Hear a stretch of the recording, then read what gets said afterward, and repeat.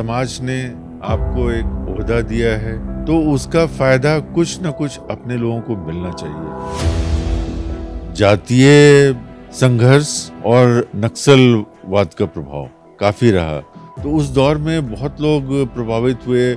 बहुत लोगों ने गांवों को छोड़ के शहरों की तरफ रुख किया। तो उससे मेरे मन में काफी कचोट हुआ कि ये जो हो रहा है हमारे लोगों के साथ वो अच्छा नहीं हो रहा है। हमारे साथ करुणा सागर जी हैं जो बिहार के जहानाबाद से हैं और कोरोना काल के दौरान वो दिल्ली में थे, लेकिन बिहार के लोगों के लिए हर समय डटे रहे। यूं कहिए वो बिहार में बहुत कम रहे हैं। 25 साल वो तमिलनाडु में रहे, क्योंकि वो एक आईपीएस हैं और तमिलनाडु कैडर से 1991 में उन्होंने काम करना शुरू किया, जिसके बाद वो देश के अलग अलग राज्यों में उन्होंने काम किया। लेकिन बिहार से उनका जुड़ाव क्या है और बिहार के लिए कई सोशल वर्क्स वो इस समय कर रहे हैं, क्या है वो सोशल वर्क्स और बिहार के लोगों को तक सुविधा पहुंचाने के लिए क्या काम वो कर रहे हैं, आज इस इंटरव्यू में हम उनसे वही जानेंगे। तो द न्यूज़ 15 पे आपका बहुत बहुत स्वागत है करुणा सागर जी। सबसे पहला सवाल आपसे यही करूंगी कि क्योंकि आप सोशल वर्क में काफ़ी एक्टिव हैं और आपके कामों के लिए आपको गौरव सम्मान भी दिया गया है, भारत गौरव सम्मान, तो कैसा महसूस कर रहे हैं आप? देखिए, हमारा ये मानना है कि हर इंसान को अपनी धरती से, अपनी मिट्टी से प्यार होना चाहिए। और अगर समाज ने आपको एक ओहदा दिया है तो उसका फ़ायदा कुछ न कुछ अपने लोगों को मिलना चाहिए। और बस इसी जज्बे के साथ मैं अपने लोगों से जुड़ा रहता हूँ।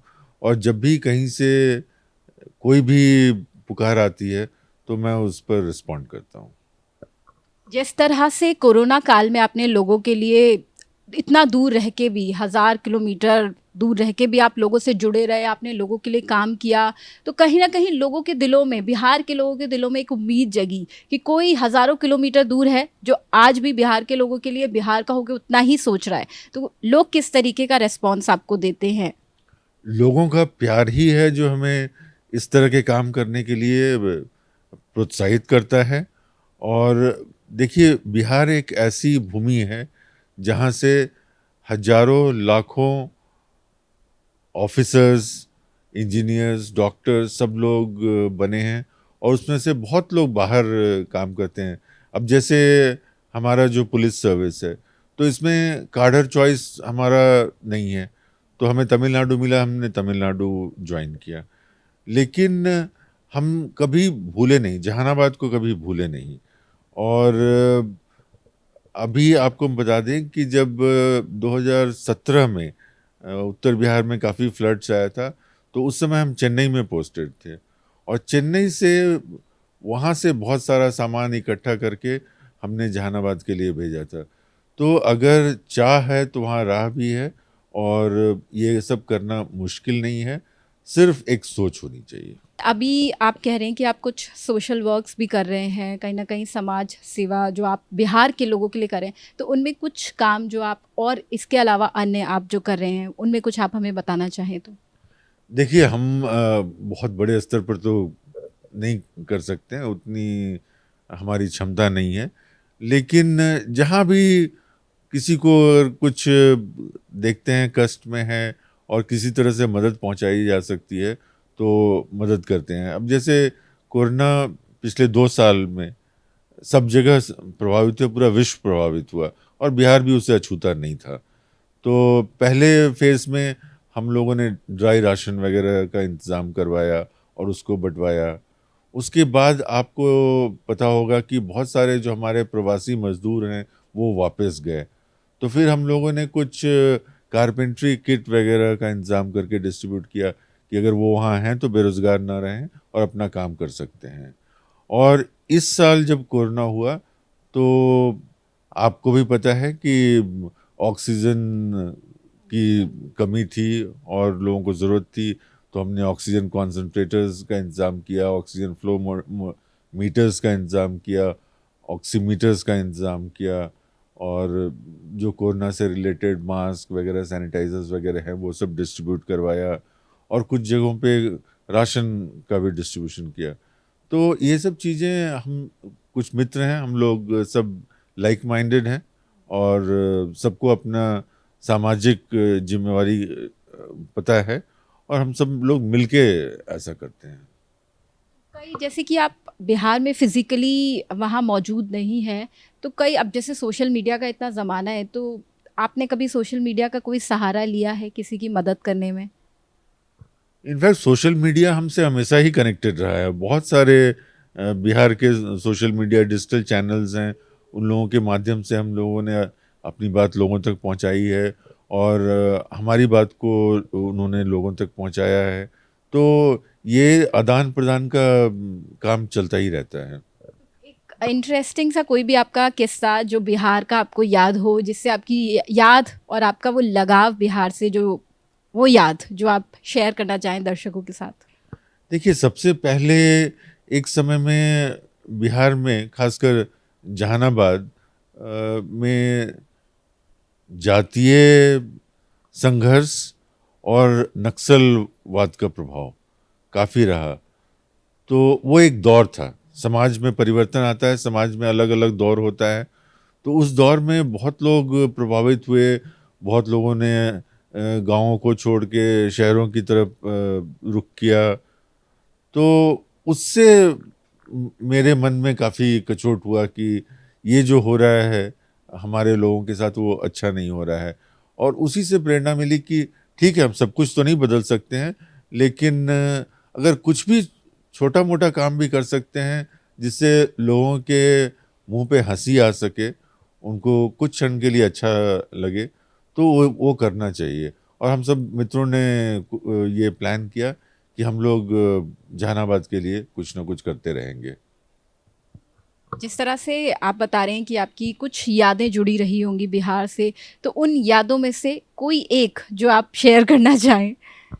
नहीं, यादें तो मेरा पूरा का पूरा बचपन बिहार में बीता है और बचपन की यादें तो सबको बहुत प्रिय होती हैं। हमने +2 तक पढ़ाई वहाँ की, लोयला स्कूल से हमने मैट्रिक किया था, उस ज़माने में मैट्रिक होता था और फिर इंटरमीडिएट होता था, पटना कॉलेज से इंटरमीडिएट किया और उसके बाद फिर हम दिल्ली यूनिवर्सिटी आ गए थे आगे की पढ़ाई करने के लिए। तो बहुत सारी अच्छी यादें हैं।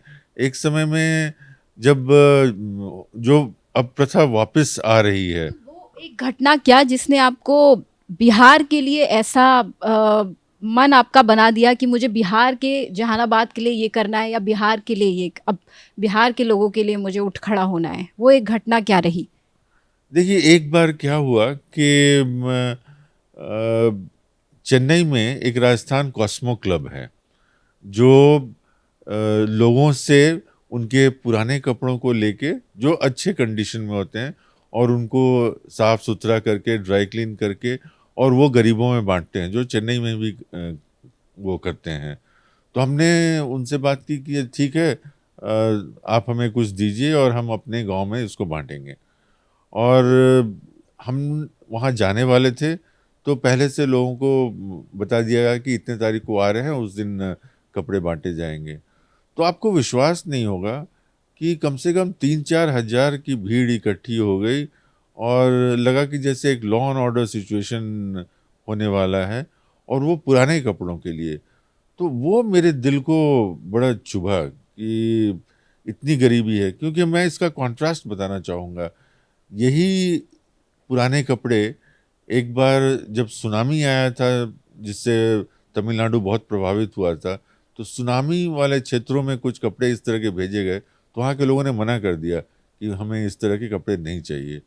तो देखिए कितना अंतर है बिहार में और वहाँ तमिलनाडु में। और हम उस समय तमिलनाडु में काम करते थे, तो हम मेरा मॉडल था कि भाई बिहार भी तमिलनाडु क्यों नहीं हो सकता है। बिहार में टैलेंट की कमी नहीं है, ऐतिहासिक रूप से बिहार इतना विकसित राज्य रहा है, लोगों का गुरु रहा है।